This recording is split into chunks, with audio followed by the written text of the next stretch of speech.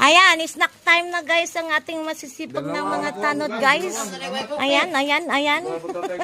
Yan, hindi yan tanod guys, kagawad yan guys. So masipag siya guys, sumalis sa gaan. Okay guys. Mading. Mga maring guys, oh. Mga maring. Don't worry, nakakain na si Padi. Ayan. Abusog ka na, Pads. Ba't di ka kumain? Dali. Kain. Once in a blue moon lang itong snack na to. Ha? Itinang?